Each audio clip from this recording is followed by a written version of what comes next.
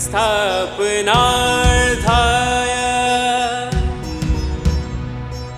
संभवामि युगे युगे संभवामि युगे युगे संभवामि युगे युगे। ऐसे ज्ञानी भक्त को श्रेष्ठ क्यों कहा? सबसे श्रेष्ठ क्यों है ये? निरंतर तेषां ज्ञानी नित्ययुक्तः एकभक्ति विशिष्यते प्रिय हि ज्ञानेन अत्यर्थम अहं सह च मम प्रिय। उनमें नित्य मुझ में एक ही भाव से स्थित अनन्य प्रेम भक्ति वाला ज्ञानी भक्त अति उत्तम है, क्योंकि मुझको तत्व से जानने वाले ज्ञानी को मैं अत्यंत प्रिय हूँ और वह ज्ञानी मुझ प्रिय है। ये ज्ञानी भक्त श्रेष्ठ क्यों है? 4 प्रकार के भक्त बताए, उसमें से भी सर्वश्रेष्ठ कहा ये ज्ञानी भक्त जो है, क्योंकि 2 बातें कही उनके लिए। वह नित्य युक्त और एक भाव। नित्य युक्त, खंड खंड से मुझे नहीं भजते, नित्य निरंतर उनके अंदर मेरा स्मरण, मेरी प्रतीति, मेरा भाव उनके अंदर नित्य झलकता है। खाली अच्छा समय हो उसमें मुझे याद, बुरे में भूल जाते, ऐसे नहीं होते। हर समय मुझको परम भाव से उपासना करते हैं। और दूसरा एक भक्ति, यानी वो भक्ति भाव में रहते हैं, मुझे सजेस्ट करने की कोशिश नहीं करते, इसलिए मुझे पसंद है। तुम लोग तो ईश्वर को भी सजेस्ट करने की कोशिश करते हो ना, ईश्वर को ब्राइब करने की कोशिश करते हो। ब्राइब क्या बोलते हैं?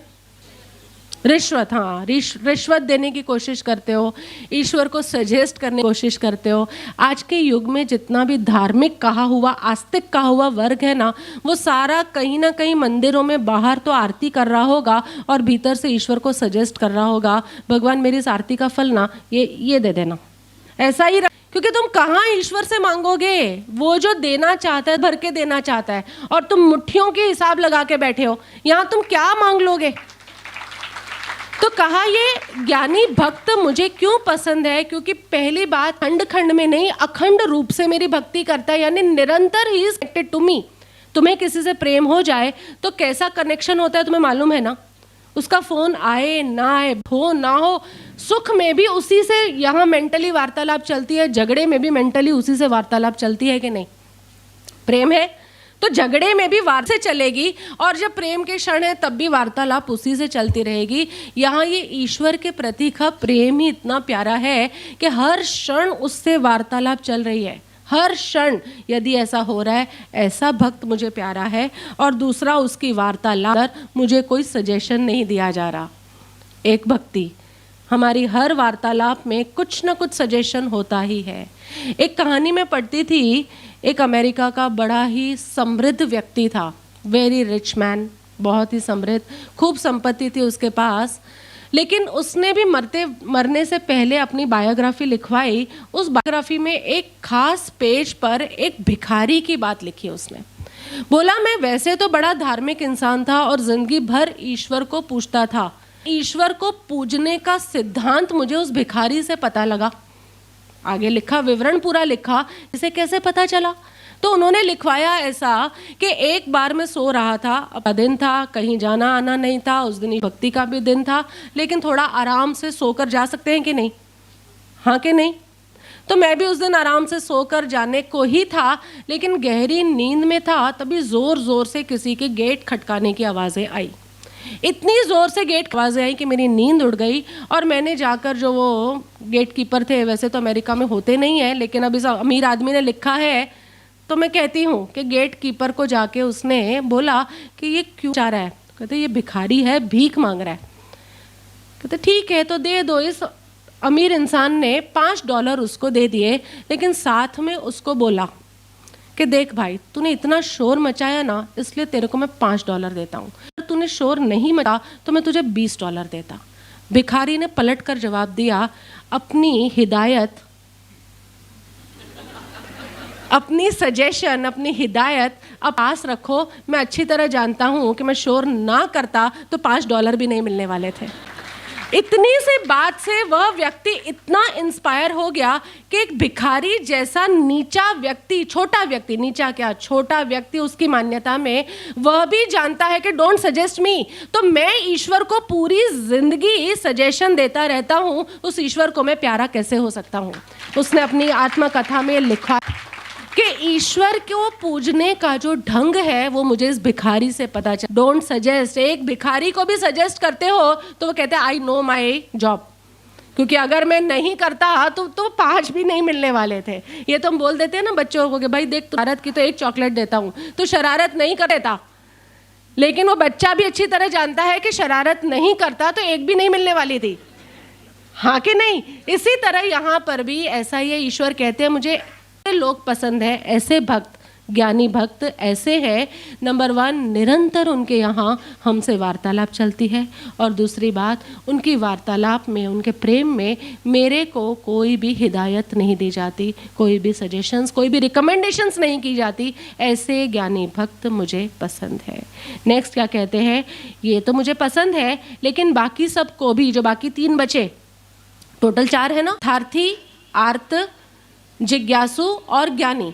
तो ये ज्ञानी भक्त तो मुझे सबसे ज़्यादा पसंद है, लेकिन अब कोई प्रश्न होगा, do God also have preferences? होना चाहिए भाई, 4 उसी के भक्त है, लेकिन अब गॉड को भी प्रेफरेंसेस है, ये मुझे पसंद है, ये मुझे कम पसंद है, क्योंकि लिखा तो कुछ ऐसा ही है। तत्व से जानने वाले ज्ञानी को मैं अत्यंत प्रिय हूँ और वह ज्ञानी मुझे अत्यंत प्रिय। तो क्वेश्चन, मुझे ये पढ़ते पढ़ते क्वेश्चन उठा कि क्या गॉड को भी प्रेफरेंसेस होते हैं? होने नहीं चाहिए, लेकिन एक्चुअली क्या कह रहे हैं कि वह ज्ञानी चूंकि मुझे स्वरूप से है और स्वरूप जानकर श्रद्धा करता है, तो स्वरूप ऐक्यता के कारण हम एक दूसरे के चट होते हैं। स्वरूप जानकर पूजने स्वरूप की एकता होती है, और इस वजह से मुझे पसंद है। आगे बाकी के तीनों को भी उदार कहा, अब देखते हैं क्यों कहा। उदारा सर्व एव ते ज्ञानी तु आत्मा एव मे मतम् आस्थितः स हि युक्तात्मा मामेव अनुत्तमां गतिम्।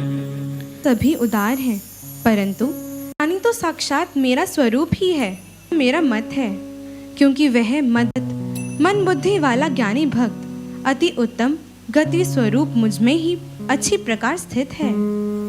परंतु ज्ञानी तो साक्षात मेरा स्वरूप ही है। अब कितना खोल खोल के इससे ना बोले, सदगुरु और भगवान में जो जितना फला देखता है वो मोक्ष मार्ग में उतना ही दूर है। और वही बात राजचंद्र का वचनामृत और ये श्री कृष्ण कितने 5-5 हजार साल के फासलों पर किसको कॉपी करके लिख रहा है? कौन किसको कॉपी करके लिख रहा है? तुम कहोगे ऑब्वियसली श्रीमद राजचंद्र जी कॉपी कर रहे होंगे, वो पहले हुए नहीं करके नहीं। स्वरूप प्रतीति में से ये बात आती है कि जो ज्ञानी भक्त है वो ईश्वर का ही स्वरूप है। ये सभी उदार है। ये पहले तीन अर्थ की कामना वाला, लेकिन भक्त है। क्यों भक्त कहा उसे? कामना भगवान से है। No wrong sources, no wrong mediums, no minister, nothing. Minister के पास भी जाएगा ना तो मिनिस्टर की खोपड़ी ठीक किसने की? भगवान तूने की, ईश्वर तूने की। ये मान्यता के साथ जाए, नहीं तो यहाँ कौन सा मिनिस्टर तुम्हारा काम ऐसे एक बार में कर देगा? काम ठीक है, वो निराकार भी आएगा साकार रूप लेकर, लेकिन साकार जब काम करता है तो मुख्य नहीं हो जाना चाहिए, वहाँ भी ईश्वर ही मुख्य रहना चाहिए। ये अपेक्षा को अंदर संभालना होगा। तो बाकी सब भी उदार है। उदार किसे कहते हैं?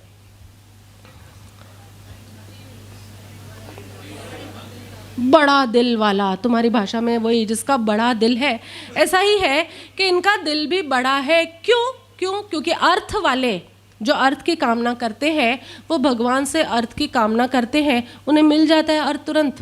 ड्रीम फार्मा अर्थ की कामना करते हैं तो उन्हें नीलेश्वर वो अर्थ तुरंत मिल जाता है। तुम कहोगे कॉन्ट्रैक्ट है, तो 5 साल से प्रार्थना कर रहा हूँ आश्रम के लिए, लेकिन अभी अर्थ मिल नहीं रहा मेरे को। अर्थ मतलब संपत्ति।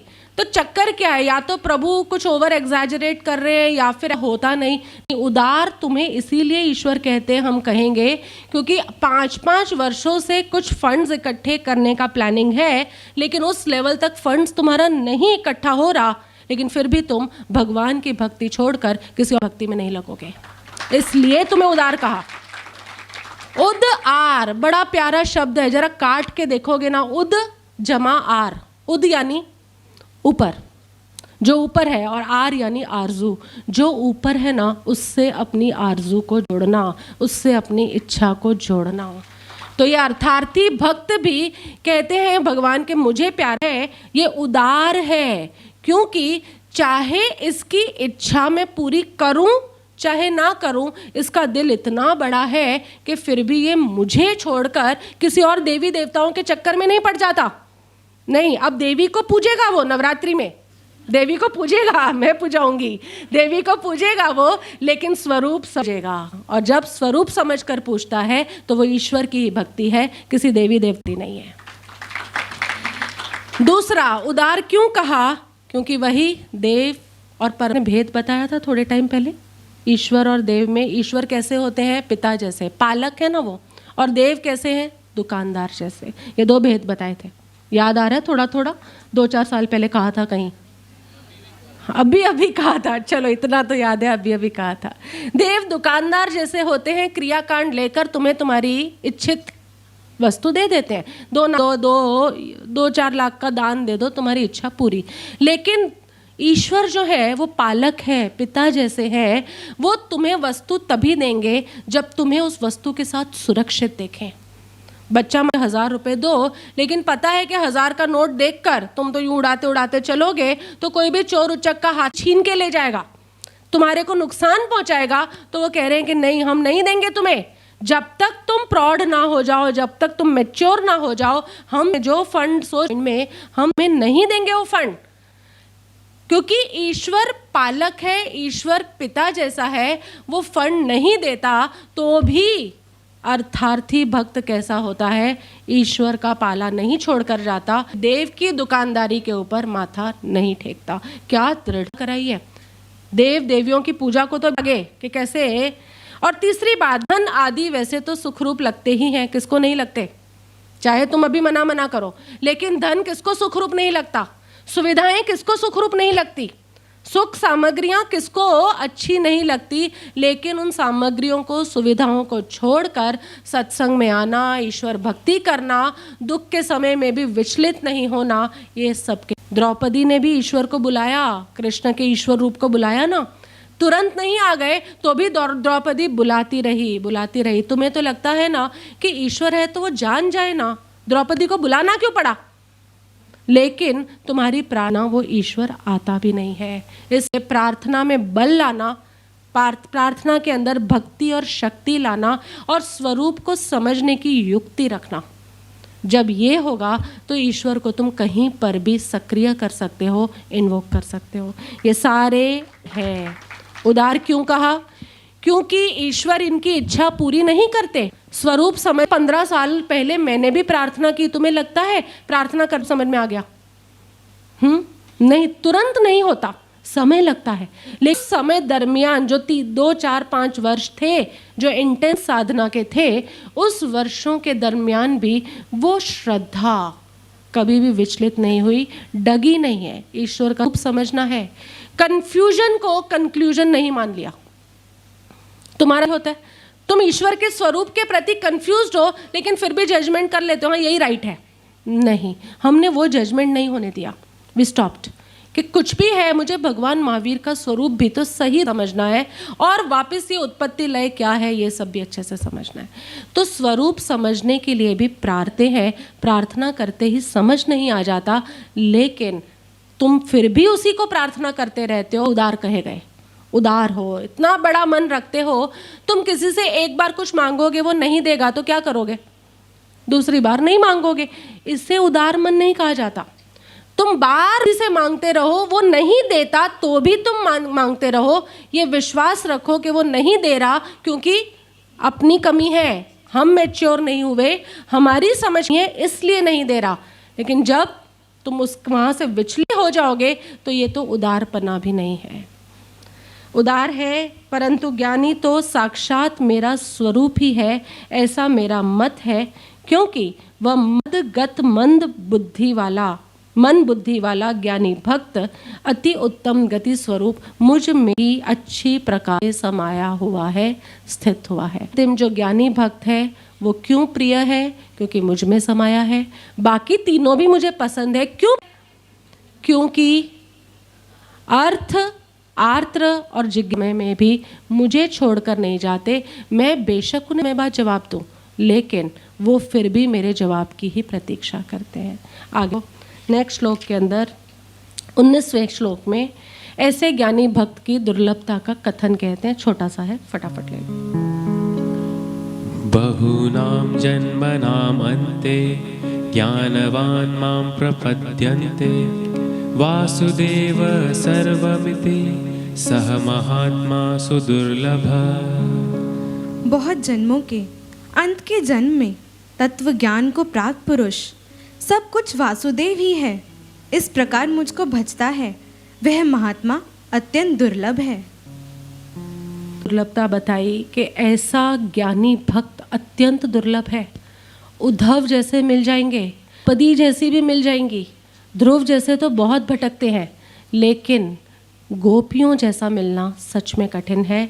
बहुत जन्मों के अंत के जन्म में, बहुत जन्मों तक तुमने इस तरह प्रार्थना की हो तो उसके अंत के जन्म में तत्व ज्ञान को प्राप्त पुरुष सब कुछ वासुदेव ही है, यानी ईश्वर के इस स्वरूप को समझता है।